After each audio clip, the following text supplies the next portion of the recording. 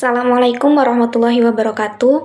Perkenalkan, nama saya Tria Anjani, NIM 53010210147, ingin menyampaikan mengenai zaman Renaissance yang terjadi pada abad ke-14 dan ke-16 hingga ke-16 Masehi. Langsung saja, Renaissance adalah suatu abad keemasan dalam sejarah peradaban barat. Zaman ini merupakan fase transisi yang menjembatani antara zaman kegelapan dengan zaman pencerahan. Dengan lahirnya Renaissance, sebekas kemilau cahaya peradaban barat mulai bersinar. Tanpa Renaissance, Eropa mungkin tidak akan menapaki abad modern dengan begitu cepat. Secara etimologis, Renaissance berasal dari kata re yang berarti kembali dan neither yang berarti lahir, yang artinya kelahiran kembali. Dalam konteks sejarah barat, istilah ini mengacu pada terjadinya kebangkitan kembali, minat yang sangat besar dan mendalam terhadap kekayaan warisan Yunani dan Romawi kuno dalam berbagai aspeknya.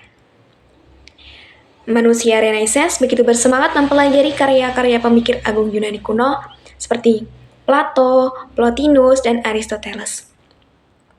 Sesudah mengalami masa kebudayaan tradisional yang sepenuhnya diwarnai oleh ajaran Kristiani, kini orang mencari orientasi dan inspirasi baru sebagai alternatif bagi kehidupan tradisional tersebut. Dan perhatian mereka diarahkan pada kebudayaan Yunani Romawi sebagai satu-satunya kebudayaan lain yang mereka kenal dengan baik. Kebudayaan klasik ini dipuja dan dijadikan model serta dasar bagi peradaban manusia. Pertama, karena pada masa ini manusia berhasil mencapai prestasi gemilang dalam berbagai bidang seni, filsafat, literatur, sains, politik, pendidikan, agama, perdagangan, dan lain-lain. Kedua, Renaissance telah membangkitkan kembali cita-cita alam pemikiran, filsafat hidup, yang kemudian merekonstruksi standar-standar dunia modern seperti optimisme, hedonisme, naturalisme, dan individualisme. Ketiga, terjadinya kebangkitan kembali minat mendalam terhadap kekayaan warisan Yunani dan Romawi kuno. Keempat, terjadinya kebangkitan humanisme sekuler yang menggeser orientasi berpikir manusia dari yang bersifat teosentris menjadi antroposentris. Kelima, terjadinya pemberontakan terhadap gereja yang kemudian muncul kebebasan intelektual dan agama. Dalam hal masa ini, telah memaklumkan bahwa manusia sendiri adalah kaidah segala sesuatu yang ada, bukan gereja atau Alkitab. Abad Renaissance ditandai dengan munculnya sejumlah ilmuwan dan filsuf yang menentang doktrin gereja, terutama tentang ilmu bumi. Mereka menganggap bahwa pusat dunia bukan lagi Tuhan, melainkan manusia. Manusialah yang berhak dan harus menentukan masa depannya sendiri dan tidak menyerah pada takdir. Sebagai makhluk yang berakal, seyogianya manusia harus mampu menaklukkan dunia beserta isinya.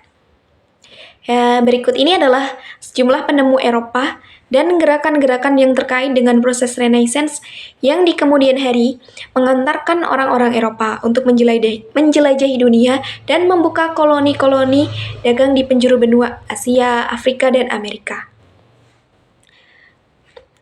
Awal mula dari suatu masa baru ditandai oleh suatu usaha besar Descartes tahun 1596 sampai 1650 untuk memberikan kepada filsafat suatu bangunan yang baru. Memang di dalam bidang filsafat zaman Renaissance kurang menghasilkan karya penting bila dibandingkan dengan bidang seni dan sains. Namun, di antara perkembangan itu, terjadi pula perkembangan dalam filsafat. Descartes sering disebut sebagai tokoh pertama filsafat modern. Sejak itu dan juga telah dimulai sebelumnya, yaitu sejak permulaan Renaissance, sebenarnya individualisme dan humanisme telah dicanangkan. Descartes memperkuat ide-ide ini. Humanisme dan individualisme merupakan ciri Renaissance yang penting. Humanisme ialah pandangan bahwa manusia mampu mengatur dunia dan dirinya. Oleh karena itu, sering juga disebut zaman humanisme. Maksudnya manusia diangkat dari abad pertengahan. Pada abad pertengahan itu, manusia dianggap kurang dihargai sebagai manusia. Kebenaran diukur berdasarkan ukuran dari gereja atau gereja Kristen, bukan menurut ukuran yang dibuat oleh manusia.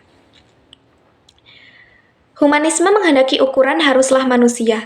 Karena manusia mempunyai kemampuan berpikir, maka humanisme menganggap manusia mampu mengatur dirinya sendiri dan mengatur dunia. Sekian yang dapat saya sampaikan. Banyak kurangnya mohon maaf. Wassalamualaikum warahmatullahi wabarakatuh.